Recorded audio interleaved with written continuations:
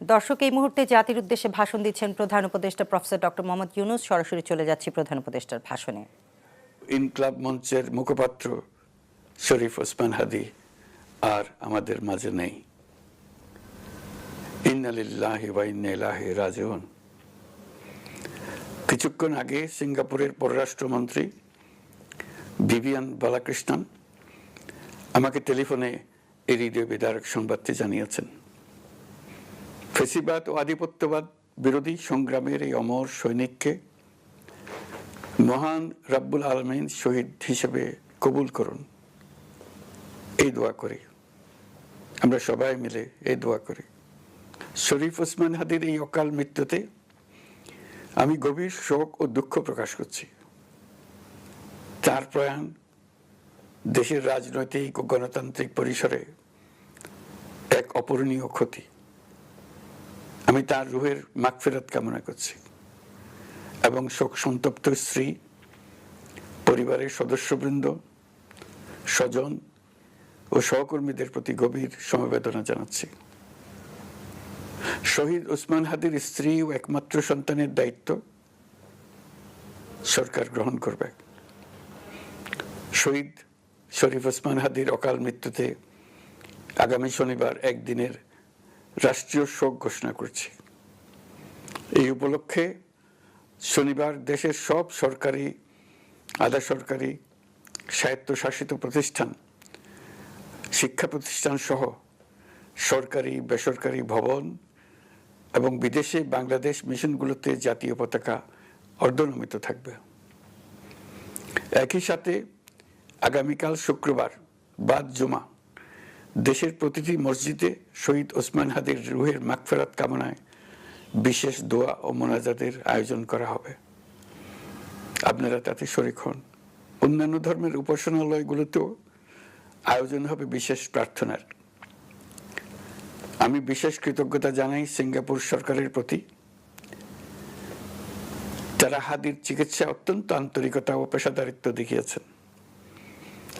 বিশেষ করে সিঙ্গাপুরের পররাষ্ট্রমন্ত্রী ভিভিয়ান বালাকৃষ্ণন, যিনি একই সঙ্গে একজন বিশিষ্ট চিকিৎসক, তার প্রতিও তিনি নিজে হাদীর পরিচর্যা করেছেন, আমাকে নিয়মিত চিকিৎসা সম্পর্কে খোঁজ খবর দিয়েছেন।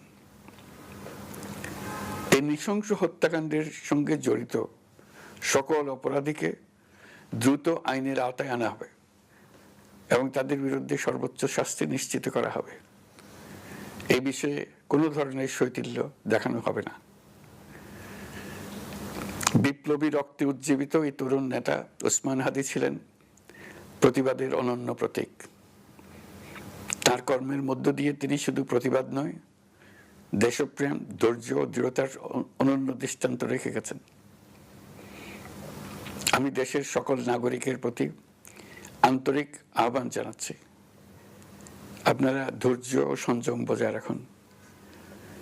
আইন শৃঙ্খলা রক্ষাকারী বাহিনী ও সংশ্লিষ্ট সংস্থাগুলোকে পেশাদারিত্বের সঙ্গে তদন্ত কার্যক্রম পরিচালনা করে সুযোগ দিন।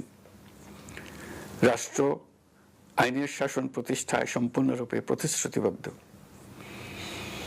আমি আবারও স্পষ্টভাবে বলতে চাই, ওসমান হাদী ছিলেন পরাজিত শক্তি ফ্যাসিস্ট সন্ত্রাসীদের শত্রু। তার কণ্ঠ স্তব্ধ করে বিপ্লবীদের ভয় দেখানোর অপচেষ্টা সম্পূর্ণভাবে ব্যর্থ করে দেন। ভয়, সন্ত্রাস কিংবা রক্তপাতের মাধ্যমে এদেশের গণতান্ত্রিক অগ্রযাত্রা কেউ থামাতে পারবে না। আমরা এখন গণতান্ত্রিক উত্তরণের চূড়ান্ত পর্যায়ে উপনীত হয়েছি। শহীদ হাদী ছিলেন এই প্রক্রিয়ার অবিচ্ছেদ্য অংশ। তার একান্ত ইচ্ছা ছিল আসন্ন নির্বাচনে প্রতিদ্বন্দ্বিতা করে নতুন বাংলাদেশ বিনির্মাণের পরবর্তী ধাপে সক্রিয় ভূমিকা রাখা। অত্যন্ত দুঃখের বিষয়, তার এই মহতী ইচ্ছা অপূর্ণ রয়ে গেল। তার স্বপ্ন বাস্তবায়নের দায় আজ সমগ্র জাতির কাঁধে ন্যস্ত। আগামী দিনগুলোতে আমাদের সবাইকে ধৈর্য, সংযম, সাহস ও দূরদর্শিতার সঙ্গে এগিয়ে যেতে হবে, যাতে নির্বাচন ও গণতন্ত্রের শত্রু ফ্যাসিস্ট সন্ত্রাসী অপশক্তিকে চূড়ান্তভাবে পরাজিত করা যায়। এই শোকের মুহূর্তে আসুন আমরা শহীদ শরীফ ওসমান হাদির আদর্শ ও ত্যাগকে শক্তিতে পরিণত করি, ধৈর্য ধারণ করি, অপপ্রচার ও গুজবে কান না দিই এবং যে কোনো হঠকারী সিদ্ধান্ত থেকে বিরত থাকে। যারা দেশকে অস্থিতিশীল করতে চান তাদের ফাঁদে পা না দিয়ে আসুন আমরা সবাই ঐক্যবদ্ধভাবে গণতন্ত্র, ন্যায় বিচার ও গণমানুষের অধিকার প্রতিষ্ঠার পথে অবিচল পদক্ষেপে এগিয়ে যাই। এটাই হবে শহীদ হাদির প্রতি আমাদের প্রকৃত শ্রদ্ধা।